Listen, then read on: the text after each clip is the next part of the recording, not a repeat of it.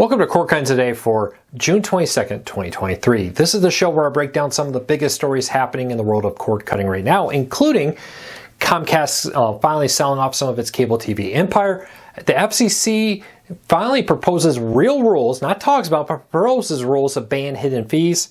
T-Mobile's 5G home internet's getting better, and more. We'll talk about all this and more in a second. First though, if you want to learn more about these stories, check out the show notes down below, and in the first pinned comment, I'll put a link to each story there so you can read about them for yourself and come up with your own opinions. I'd love to hear from you. If you're new here or you've been here a while, do me a favor, help me grow, help me support my family. Just hit that subscribe button or hit that thumbs up. Doing one or both lets YouTube know you enjoy what we do here, so YouTube recommends our videos to more people, helping us grow, helping us support our families, and hopefully helping you break free from the high cost of cable TV and still watch the shows you enjoy. So with that said, let's dive into the news story today, starting off with Comcast is finally looking at selling off part of its cable TV empire. Now, don't get ahead of yourself. It's not shutting down Xfinity. It's actually looking at Sky. Now, Sky is a cable network in Europe that Comcast bought. They actually reportedly ended up in a bidding war with Rupert Murdoch's company before they sold it off to Disney. They were trying to buy Sky. This comes as Comcast was very concerned about being outbid, so they spent a lot of money to buy Sky. Over there, the big cable TV in Europe, one of the bigger ones, I should say. Now they're looking at selling off the Germany part, and they're looking to help pay people money to do it. Now, reportedly, they had offered to pay 8.6 billion. They took a write-off of that. But they are reportedly have looked to pay billions of dollars to different companies in order for them to unload the Sky system in Germany. They're facing very tough streaming competition. One of the big things people talked about was the DAZN. You probably know it here as some different sporting events. It's big here, but it's not nearly as big here as it is in Europe with this. And apparently that, with their ability to get many of the soccer matches, as we call it here in the United States, it's really put a big hurt on Comcast's Sky system there. There's Sky Sports, which is much like ESPN and Fox Sports is to the United States, for example. In Europe, it's been losing sporting rights to European streaming services. So to help with this, Comcast is saying, hey, we want to focus on what's profitable, aka Peacock, the new Now TV service, and more. So we're looking at selling, and they're seriously looking for bidders and are even maybe open to helping finance it to sell off this. Now, domino effect here. Look for this to be something that starts small in Europe and could definitely come to the United States. I could definitely see in the future Comcast looking at smaller markets where they may not be that profitable and saying, hey, we'll sell this off, we'll sell that off, we'll carve this, we'll carve that, and do different things. Or maybe we'll just follow the footsteps of other cable TV companies like WOW TV, which is a mid-sized cable company, who announced that, hey, we're going to stop offering cable TV. We're going to go and offer just internet and partner with like YouTube TV, DirecTV, Stream, etc. to offer TV instead. We'll see how this all plays out. But baby steps, huge moment. When Comcast bought Sky, this was going to be one of their big crowning jewels. And now they're saying, hey, we're going to carve off the whole Germany section because it's just not worth it. How long to that's the United States? All right, FCC is discussing shutting down ATSC 1.0. Now, this is the current over-the-air TV standard. If you have a TV like the one I'm behind or in front of, behind me, if you plug in an antenna, that's the current HD version of over-the-air TV. Now, there's the new 3.0 standard, which TVs are starting to come out, devices are starting to come out with, that will offer the ability for you to have the 4K eventually, better sound, better penetration, and more when it comes to coverage. Now the FCC is discussing, or at least talking about, hey, at what point do we say that the 1.0 standard is going to shut down? Now, it's not going to happen anytime soon, but the fact that they're already talking about it means you definitely want to start paying attention. If you're buying a new TV, it may be time to start asking, not just, hey, is the price good? Does it have 4K? Does it have the different features I want? Does it have ATSC 3.0, the next gen over-the-air TV? Well, you can buy external tuners and more to plug into your TV and watch it. Right now, I would highly encourage you to consider your next TV being a 3.0 standard. Well, we may be years away from buying it. there are reports that TVs are averaging about 10 years of life with the new LCD TVs like the one I'm in front of right here.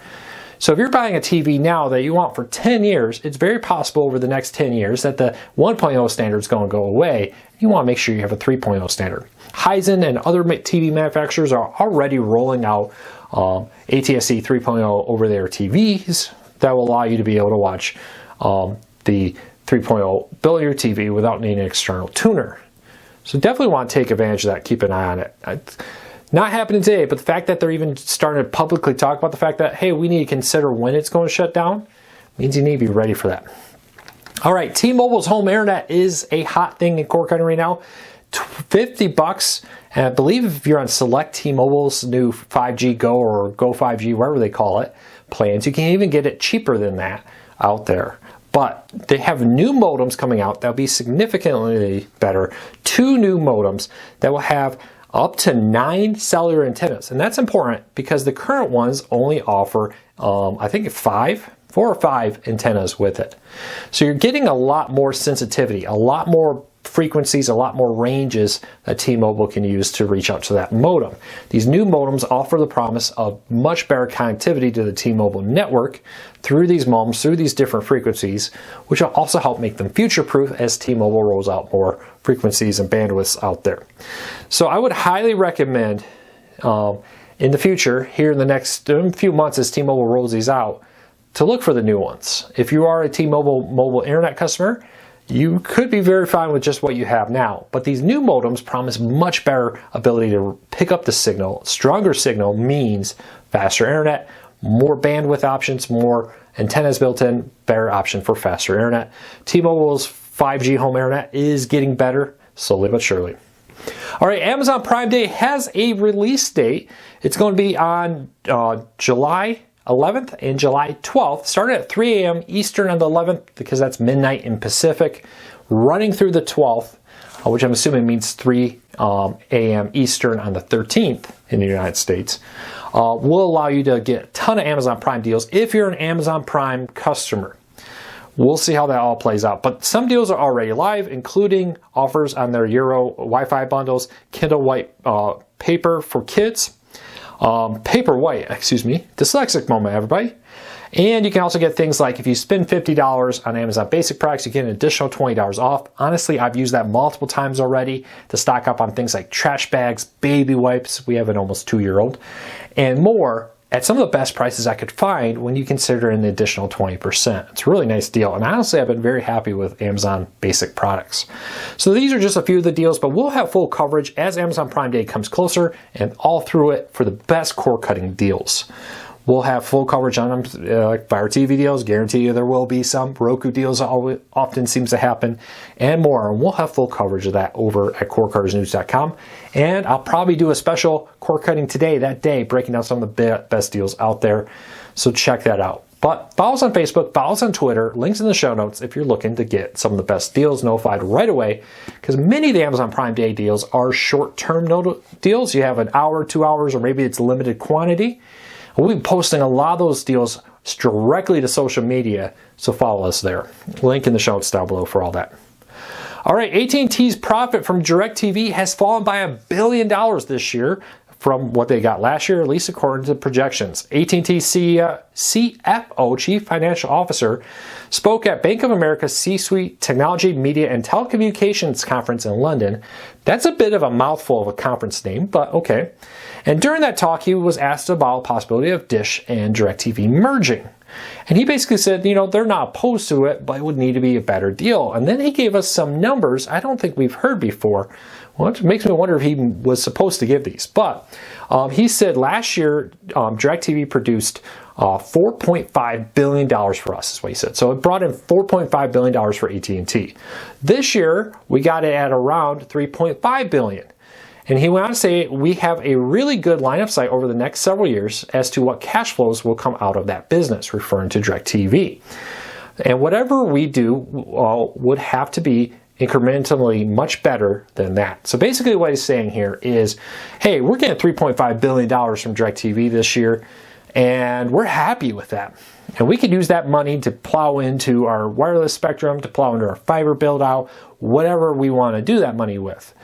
If we merge DirecTV, which they still own 70% of DirecTV, even though they spun it off into an independent company and took outside investors, well, whatever we do would need to be a better deal than that. So if we're going to merge with Dish, the DirecTV and Dish merger would have to be a better deal than the $3.5 billion they expect this year, which would probably be less than next year. But that means that one of the interesting things in here is that means that AT&T is getting $1 billion less this year than they did last year. We'll see how that works out. But clearly a lot to look at with that. And it does raise question if the DirecTV and Dish merger will ever happen. Just because I wonder if AT&T is just like, hey, just let it run. Let's just get what cash we can, and when it becomes unprofitable, then we'll merge it, or then we'll shut it down if there's no merger options available or sale options at that time. But AT&T definitely, from the comments here, seems to be like, hey, we're happy with the cash we're getting. We're going to let that run. When that cash dries up, then maybe we'll do something. All right, let's quickly run through a few remaining shows or details about a few different stories. Warner Brothers Discovery, according to Deadline, is reportedly in talks with Netflix to sell Netflix some older HBO shows, which will bring them to HBO for the first time in a long time.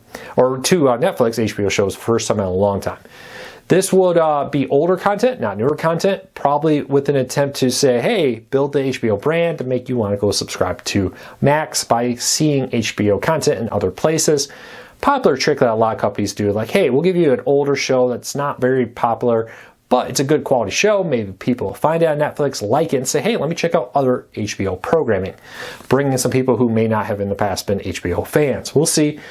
Deals reportedly not done, still in talks, but Deadline reports they've confirmed that the two companies are in active negotiations to bring a handful of HBO programs to Netflix. The FCC is officially announcing rules that would require cable TV companies to fully disclose and advertise the full price of cable TV. Something I've argued for a while. You probably heard me not that long ago talk about this as the FCC was talking about doing this. Well, this week they made it official, and they officially posted the rules that are not in place yet, are available for public comment. You can read them and check it all out in the show notes down below. I'll put a link to the story. But that would require cable TV companies and streaming services to fully disclose the price of their service in the advertised price. No longer are we going to get this, hey, $59.99 for all these channels, plus broadcast TV, plus RSN fees, plus all these fees, which can sometimes be more than the total cost of the TV package when you look at like device rentals and more. Well, the FCC says, hey, you're going to have to advertise the full price. We'll keep a close eye on this, but again, they're in a public comment period now that they've officially proposed these rules. We'll wait and see. I'll have full coverage as it works its way through the FCC. And lastly, a second NBA team will be following the Phoenix Suns and will be offering their games free over there in streaming.